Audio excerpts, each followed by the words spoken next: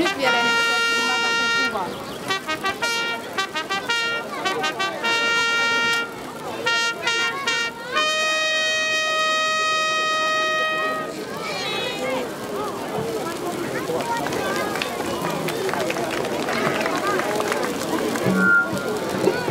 Niin, hyvät ystävät, kuulimme juhlafanfaarin. Juhlafanfaarin aiheena oli tämä 30. sytytys, tämän pääsiäisperinteen Kokko-tapahtumassa. Fanfaarin soitti trumpetitaiteilija Simo Rantanen ja fanfaari oli Marsalkan Hopeatorva. Kiitoksia soittajalle.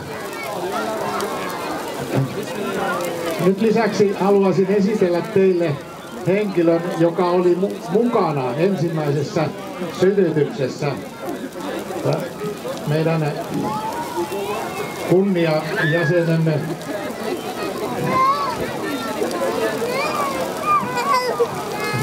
Hilkka Murtoniemi, tervetuloa. Sinä olet ollut silloin 82 pääsiäisen aikaan täällä ja aktiivisesti mukana ja sen jälkeen kuinka monessa tapahtumassa olet ollut mukana? No minä olen ollut, nyt on 30 tasan, niin 28 kertaa olen aloittanut näitä lapsia ja hoitanut tätä ensimmäistä lähtien ja 2 kertaa olen ollut tässä välissä pois, ei sen enempää. Kiitos. Se on hienoa.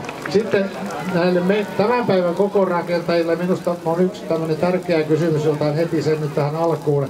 Mitenkä sun mielestä, onko nykyinen kokko kauniimpi kuin se ensimmäinen kokko? No, jokainen kokko on ihmisen silmissä kaunis, jokaisella on oma makunsa ja nämä on ollut aina tosi upeita nämä kokot.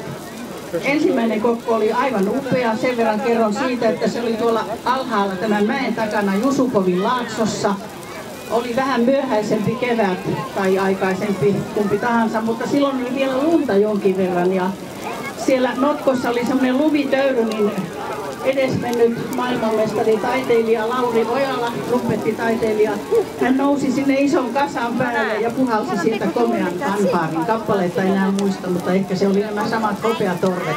Että hienoa, että tämmöinen trumpettiperinne on meillä säilynyt vuodesta toiseen ja muutenkin, että tämä kokkoperinne on upea asia. Tämähän on meidän kotiseutu PR-työtä. Kiitos. Ja mitä antaisit terveiseksi noin tuleville kokoon rakentajille ja tilaisuuden järjestäjille, kun sulla on niin pitkä kokemus takana? Tuleeko nopeasti mieleen jotakin? No ensinnäkin paikan suhteen tämähän on aivan loistava paikka pitää tätä, että jos mahdollista vaan Seurasaaren kanssa tämä erinomainen yhteistyö jatkuu niin kuin se meillä on ollut, niin toivotaan tätä samaa paikkaa. Ja eipä tässä mitään sen ihmeempää, kokko rakennetaan, joskus sinne laitettiin seiniä ja jääkiekko-kaukalon reunoja, mutta se meillä sitten, jotka jäimme valvomaan sitä, niin saimme olla melkein aamuun asti. Että luulen, että tämä kokko palaa kyllä 12 mennessä jo, että ei liian pitkää sitä valaistusta. Tämä on ihan riittävän komea ja upea ja kestää ihan sopivan aikaa, niin sitten herättää aina mielenkiintoa. Tämähän on parasta kotiseututyötä keskipohjalaisille, mitä voi olla. Hyvä, kiitos.